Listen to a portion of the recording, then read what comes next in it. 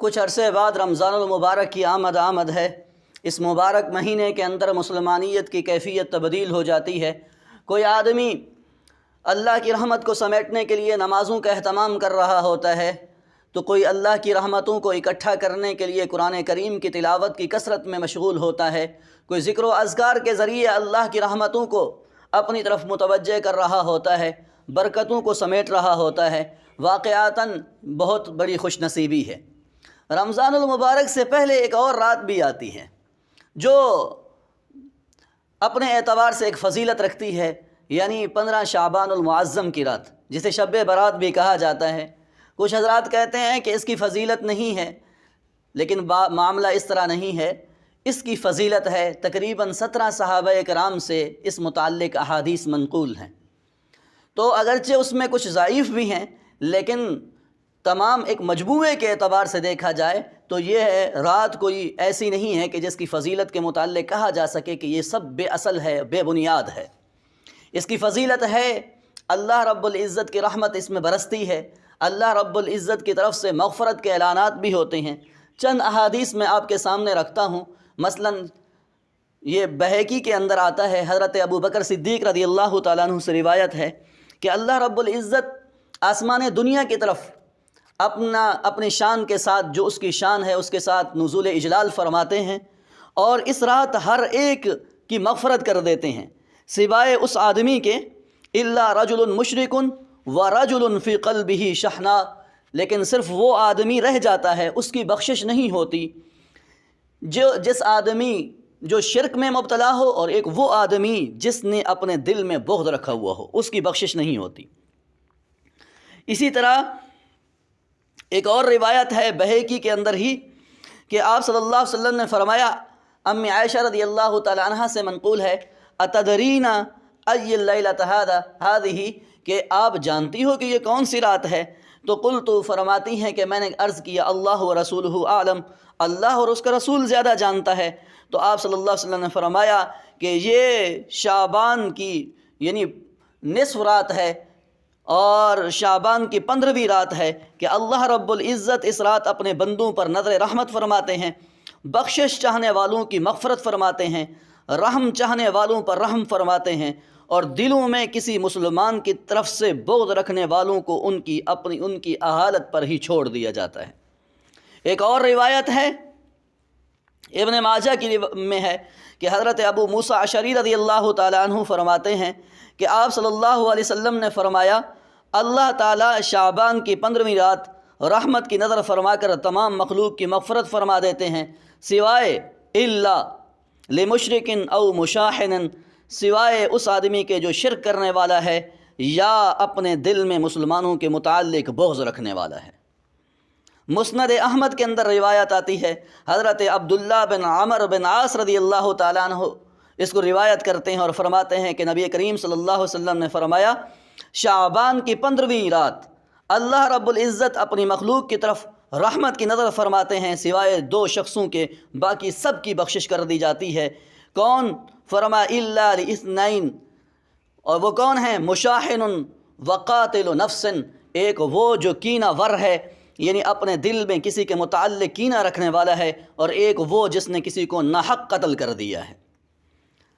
حضرت عثمان بن ابی العاص رضی اللہ تعالیٰ عنہ سے منقول ہے، یہ بھی بہقی ہی کی روایت ہے، جس میں یہ آتا ہے کہ نبی کریم صلی اللہ علیہ وسلم نے فرمایا کہ جب یہ رات آتی ہے، نادا منادن، تو اللہ کی طرف سے ایک ندا دینے والا ندا دیتا ہے، حل من مستغفر فاغفر لہ، کہ کوئی ہے مغفرت طلب کرنے والا کہ میں اس کی مغفرت کر دوں، حل من سائل فاعطیہ، کہ کوئی ہے سائل سوال کرنے والا کہ میں اس کو عطا کر دوں، اور فرمایا کہ فلا یسأل احد شیئا، کہ کوئی ایک بھی کوئی چیز سچے دل سے نہیں مانگتا مگر یہ کہ اس کو عطا کر دی جاتی ہے، الا زانیہ، مگر وہ عورت جو بدکار ہے، وہ او مشرک، یا وہ مشرک جو اللہ کے ساتھ شرک کرنے والا ہے، اس کی بخشش نہیں ہوتی۔ اسی بہقی کے اندر روایت اور موجود ہے، امی عائشہ رضی اللہ تعالیٰ عنہا سے منقول ہے، فرماتی ہیں کہ آپ صلی اللہ علیہ وسلم نے پوچھا، اتدرین ما فی ہذہ اللیلہ، آپ جانتی ہو اس رات کیا ہوتا ہے؟ تو قلت، میں نے کہا، ما فیہا یا رسول اللہ، یا رسول اللہ اس میں کیا ہوتا ہے؟ دریافت کیا کہ آقا اس میں ہوتا کیا ہے؟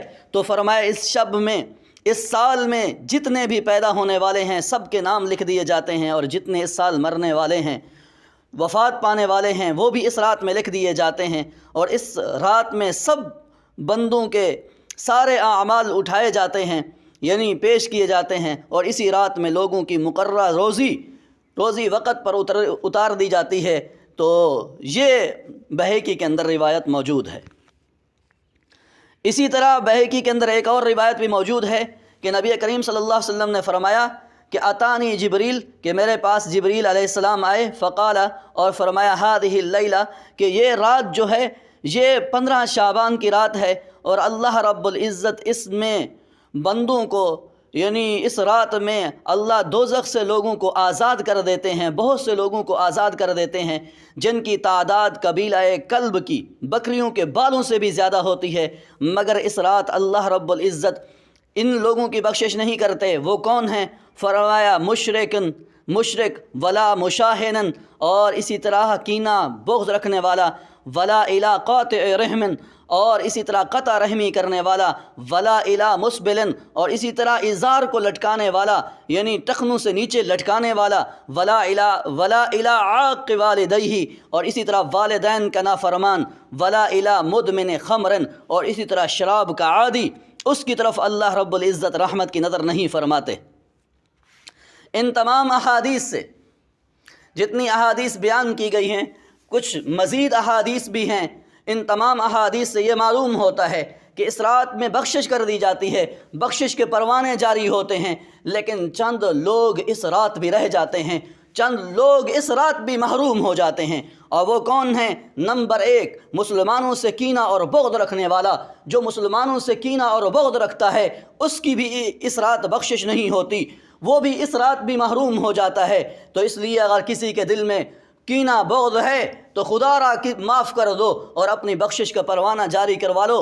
نمبر 2، شرک کرنے والا، اللہ کے ساتھ شریک ٹھہرانے والا۔ نمبر 3، ناحق قتل کرنے والا، جو کسی کو ناحق قتل کرتا ہے اس کی بھی بخشش نہیں ہوتی۔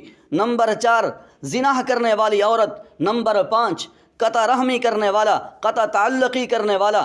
نمبر 6، ازار، شلوار، تہبند وغیرہ کو ٹخنوں سے نیچے لٹکانے والا۔ نمبر 7، والدین کا نافرمان، اور نمبر 8، شراب پینے والا۔ ان لوگوں کی اس رات بھی بخشش نہیں ہوتی۔ تو اسی لیے اپنی بخشش کروانے کے لیے ہمیں کیا کرنا چاہیے کہ ایسا نہ ہو کہ ہم میں یہ اعمال پائے جائیں، اس لیے اپنے اعمال کو درست کریں، نظر ثانی کریں، اگر کسی میں یہ کمی موجود ہے تو اس کو دور کرنے کی کوشش کریں۔ اس رات میں کچھ رسوم و بدعات بھی ہوتی ہیں، کچھ ایسے کام بھی ہوتے ہیں کہ جو نہیں کرنے کے ہوتے، جس کی وجہ سے اچھی رات، ایک قیمتی رات ہاتھ سے نکل جاتی ہے اور ضائع ہو جاتی ہے۔ اور وہ ایسا نہیں کرنا چاہیے، کہ ایسے اعمال کرنے چاہیے کہ جس سے بخشش مزید پختہ ہو، بخشش کا پروانہ جاری ہو، نہ کہ بدعات اور رسومات میں لگ کر اپنے لیے محرومی کا سامان پیدا کرے۔ سب سے پہلے تو یہ ہے کہ ہم میں یہ جو عام ایک حالت چل پڑی ہے کہ اس رات میں حلوہ پکانا لازم سمجھ لیا گیا شب برات کا، تو لازم تو نہیں ہے۔ اور اسی طرح قبرستان میں جانا لازم کر دیا گیا، اور وہاں پر چراغاں کرنا، اور اسی طرح ہوٹلوں اور بازاروں میں گھومنا پھرنا، اور ایک اور بڑی جو نحوست ہے اور وہ ہے آتش بازی، کہ لاکھوں روپے اسی آتش بازی میں اس رات اڑا دیے جاتے ہیں۔